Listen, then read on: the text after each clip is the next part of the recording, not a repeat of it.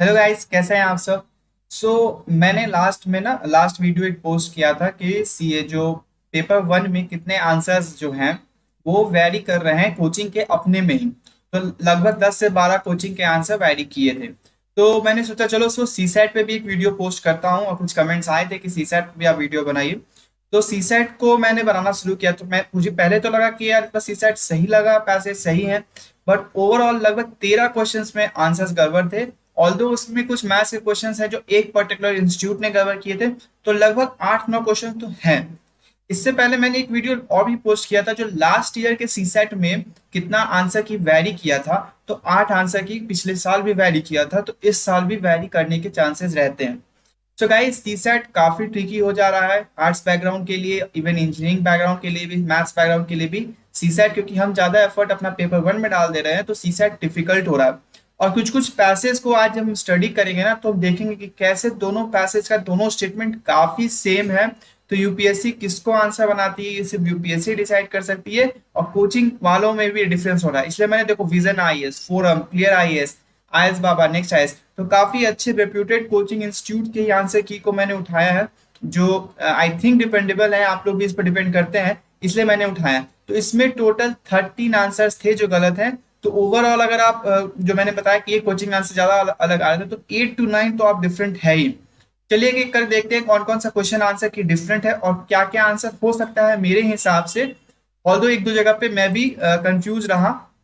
तो इसे शुरू करते हैं। तो ये रहा हमारा पेपर, ये हमारा सेक्शन ए। तो ये क्वेश्चन देखो यहाँ पे है कि developed countries can support developing countries transition to sustainable human development by. ठीक है। तो यहाँ पे ये लिखता है कि जो पैसेज बोल रहा है कि but most developing countries are hampered by the high cost and low ability of clean energy resources. ये क्या बोल रहा है कि जो डेवलपिंग कंट्रीज के पास पैसा नहीं है, यानी कॉस्ट ज्यादा है, यानी पैसा नहीं है, एबिलिटी नहीं है क्लीन एनर्जी रिसोर्सेज का, इसलिए डेवलप्ड कंट्रीज को सपोर्ट करना चाहिए डेवलपिंग कंट्रीज को ट्रांजिशन में। ठीक है। ये बोल रहा है सपोर्ट करना चाहिए ट्रांजिशन में। किस तरीके से सपोर्ट करना चाहिए ये क्लियर नहीं कर रहा है। तो इसका मतलब क्या है। देखो प्रॉब्लम क्या हो रहा है कि कुछ लोग बोल रहे हैं कि 1-2 होगा, कुछ 1 बोल रहे हैं, कुछ इवन 1-2-3 भी बोल रहे हैं। ठीक है। तो making clean energy cost available at low cost.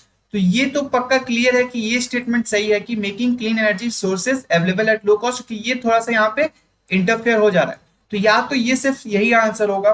ठीक है। या फिर सेकंड देखो, providing loans for improving their public transport at nominal interest rate.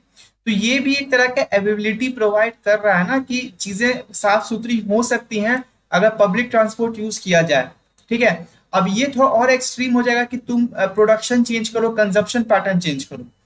तो इसका आंसर तीनों में से 1-2-3 भी हो सकता है, 1-2 भी हो सकता है। लेकिन अगर सिर्फ स्टेटमेंट को उसके हिसाब से देखो, तो मुझे लगता है यूपीएससी इसका आंसर ए ओनली ही देना चाहेगी।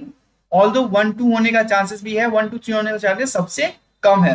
तो ये काफी डिबेटेबल क्वेश्चन है, और आपका आंसर जरूर इसमें वैरी करेगा, मुझे भी ये लगता है। नेक्स्ट क्वेश्चन देखते हैं जो चेंज है, वो है हमारा 11th क्वेश्चन। ठीक है। ये क्वेश्चन बताता है ना कि which of the following statement best reflect the message of the author of the passage. देखो ये वाला क्वेश्चन में ना हमेशा प्रॉब्लम है कि बेस्ट क्या हो सकता है, तुम क्या बेस्ट सोचोगे और यूपीएससी क्या बेस्ट सोचेगी। तो ये अगर पैसेज अगर तुम पढ़ोगे तो इट्स बेसिकली कि हर चीज में हम एक स्पेशलिस्ट खोजते हैं ना, एक डॉक्टर के लिए स्पेशलिस्ट खोजते हैं। तो एक स्टेट रन करने के लिए, जिसको एडमिनिस्ट्रेशन रन करना है, तो उसको हमको क्या खोजना होगा। सी और देखो, we need to devise a method of bearing incompetence. तो ये नहीं हो सकता है, और ये भी नहीं होता है। अब ये दोनों में प्रॉब्लम हो रहा है कि we assume that in a democracy any politician is qualified to administration state, या politicians should be elected from those train in administration. इस दोनों स्टेटमेंट में इक्वली डाउट है, दोनों होने के चांसेस हो सकते हैं। बट आई थिंक यहाँ पे शायद बी होना चाहिए, but I am not sure, I am still 50-50। तो अगर ये दोनों स्टेटमेंट पे आपका डाउट है और आपका कट ऑफ लिंक कर रहा है, तो आप एक्सपेक्ट कर सकते हैं कि कट ऑफ ये स्टेटमेंट किधर किसी भी तरफ जा सकता है इसका आंसर। तो आप अपना प्रिपरेशन जारी रखेंगे। तो ये कहता है what does author mean by poverty of A life. अगर आप इस पैसेज को अच्छे से रीड कीजिएगा ना, पॉवर्टी में, तो ये बोलता है कि it excludes relies on the notion of poverty, insufficient income और insufficient purchasing power. One can better categorize it calling it income property. तो ये बोलता है कि poverty is ultimately about deprivation affecting human life, that income poverty is only one aspect of it. वही चीज कि सिर्फ गरीब मतलब पैसा से गरीब होना एक सिर्फ तरीका हो सकता है डिप्राइव होने का। Poverty of a life is our view lies not merely in the impoverished state in which the state actually, but also in the lack of real opportunity given by social constraint as well as personal circumstances to choose other types of living।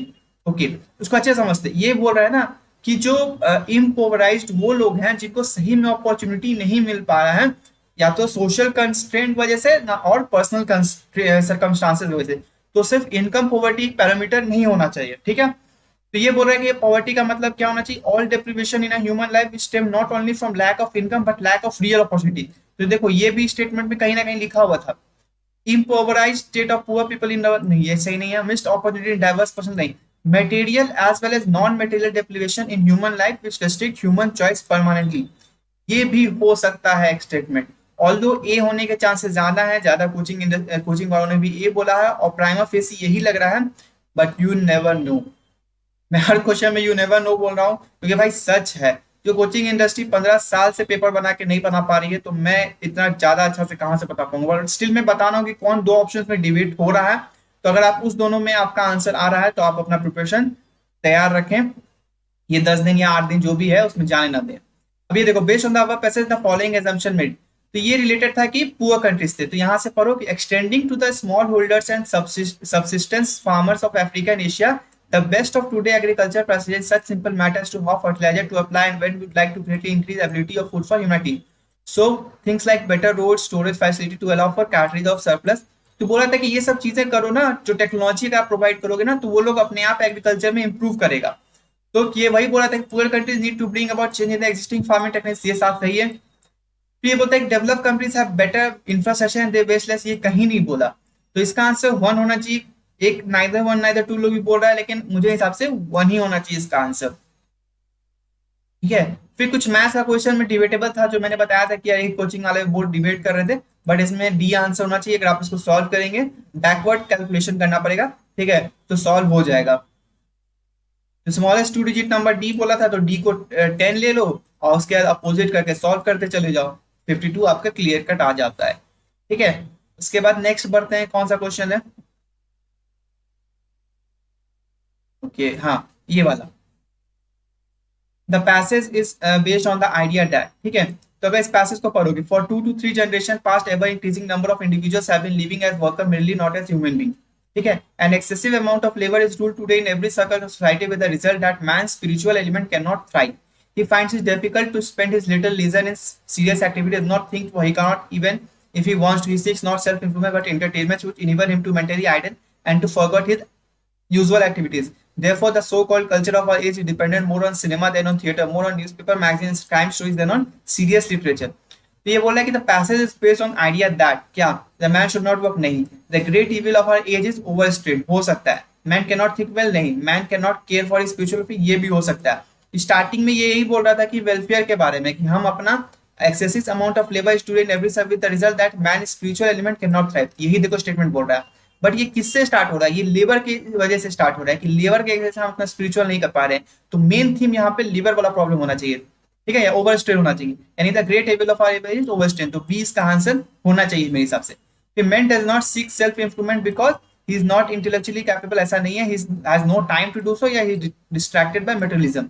अब ये देखो यहाँ पे ना कुछ लोग, यहाँ maximum लोग कोचिंग वाले has no time to do, but अगर हम तुम देखोगे ना, टाइम है उसके पास, कैसे टाइम है, वो देखो वो थिएटर नहीं देख रहा है क्योंकि उसको दिमाग लगाना होगा, तो वो सिनेमा देख रहा है जहाँ बस उसको मजा आ जाए, वो हंसी खुशी निकल जाए, उसको दिमाग नहीं लगाना है कि यार कुछ अच्छा मैकबेथ उसको नहीं देखना है, वो उसको बस ना के का फिल्म, ये के सीरीज का सीरियल देखना है, या उस टाइप का मतलब मूवी देखना है जिसमें दिमाग कम लगे, ठीक है। फिर उसको देखो न्यूज़पेपर मैगजीन पढ़ना है, लेकिन सीरियस लिटरेचर पे उसको दिमाग नहीं लगाना, इसका मतलब है उसको मटेरियलिज्म से डिस्ट्रैक्ट हो रहा है वो। तो मेरे हिसाब से इसका आंसर सी हो सकता है, ठीक है। उसके बाद एक दो और मैथ का क्वेश्चन है, तो गाइस ये वाला मैथ का क्वेश्चन देखोगे तो अगर आप उसको सॉल्व करोगे तो मेरे हिसाब से सी होना चाहिए, कुछ डी भी बोल रहे थे बट नहीं, आई थिंक सी है इसका आंसर, तो आप सी इसको मार्क कर सकते हो, ठीक है। ये वाला देखो, ये है कि ये उससे थोड़ा रिलेटेड ही था passage, in an economic organization allowing mankind to benefit by the productivity of machines to lead to a very good life of leisure and much leisure is have to be tedious except those who have intelligent activities and interest. If a leisure population is to be happy, must be educated population must be educated with a view to enjoyment as well as to the direct usefulness of technical knowledge. मतलब सीधा बोल रहा है कि जो आदमी ना educated है ना वो अपने लीजर टाइम को ज्यादा बेहतर यूज कर पा रहा है, जो ये बोल रहा है। ठीक है, ये दोनों तो सीधे काट दो, बट ये देखो क्या बोलता है, use of machine should be encourage in order to create a leisure population ना, यहाँ पर एडुकेशन भी एक पैरामीटर था, तो ये इसका आंसर होना चाहिए। ठीक है, इसमें डाउट मत रखना। फिर ये वाला क्या आंसर देखो, इसका भी ए होगा, ये मैथ्स है, सॉल्व करोगे ए ही आना चाहिए इसका आंसर। ओके, और एक दो क्वेश्चन और होना चाहिए शायद, देख लेते हैं। हम्म, हाँ देखो ये वाला, to encourage research is one of the function of university. तो इसमें देखो अकॉर्डिंग टू द ऑथर, तो अगर आप इसको अच्छे से पढ़ोगे तो यहाँ पे दो पैसेज देखो, ये दोनों हटा दो। A research result is always valuable to an intelligent investor. ठीक है, दूसरा any result can be of value to an investor. तो ये दोनों स्टेटमेंट कहीं ना कहीं बन सकता है। देखो, however silly and insignificant it may seem, however mechanical and intelligent the labors of the researcher, there is always a chance that the result may be of value to the investigator of a talent who can use the fact collected for him by uninspired but industrious researchers as the basis of some fruitful generalization. There is always a chance, ये बोल रहा है ना। ठीक है, तो पता नहीं यार, ये दोनों ही सही लग रहा है। कभी कभी मुझे, मैं जितना बार दोनों स्टेटमेंट को लगता हूँ तो मुझे लगता है कि दोनों सही हो सकता है। तो हो सकता है दोनों का भी आंसर है, यूपीएससी दोनों भी आंसर दी है लास्ट ईयर, तो you can expect that also from here. अगर आ जाता है तो भाई बोलना, बाद एक साल बाद हम भी छाती पीटेंगे ये हम सही बोले थे। ठीक है, अब ये देखो, how fast best can the problems of floods and droughts be addressed so that the losses are minimum and the system become resilient. In this concept, one important point that needs to be noted that India gets too much water during 120 days and too little for the remaining. This skewed water ability has to be managed and regulated. तो वही बोल रहा था कि हमें एक time पे ज्यादा पानी मिल जाता है, तो हमको इसको मैनेज करना होगा, रेगुलेट करना होगा, ताकि हमको पूरा साल बचाएं। एक तरह से ही ना बोल रहा है कि तुम ज्यादा टाइम स्टोर करो और कम टाइम उसको यूज करो। ह्यूज कंक्रीट स्टोरेज डैम ना, चेंजिंग द क्रॉप पैटर्न। अब देखो दो बोलते हैं, या तो इंटरलीकिंग ऑफ रिवर्स करो या buffer stock of water through the dams and recharge. ये ज्यादा स्टेटमेंट सही लग रहा है कि इंटरलिंकिंग ऑफ रॉबर्ट्स पे भी ब्रॉड कंसेप्ट हो जाता है। ठीक है, ऑल्दो ये भी एप्लीकेबल है, हो सकता है कि इंटरलिंकिंग भी होता है। यूपीएससी क्या करती है ना कि कोई बहुत बड़े से आर्टिकल से ना उस पॉइंट को उठा के डालती है, अब वो हो सकता है ये आर्टिकल ना इंटरलिंकिंग ऑफ रिवर्स से भी हो, तो डी होने का चांसेस ज्यादा है, but you never know, C can also be an answer. तो उसके बाद गाइस बाकी सब सॉल्व है, तो आप देख लेते हो कि कितना ज्यादा वेरिएंस है पैसेज में, और आंसर की भी खुद में क्लियर नहीं है।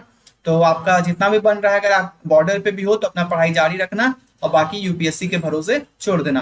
Thank you.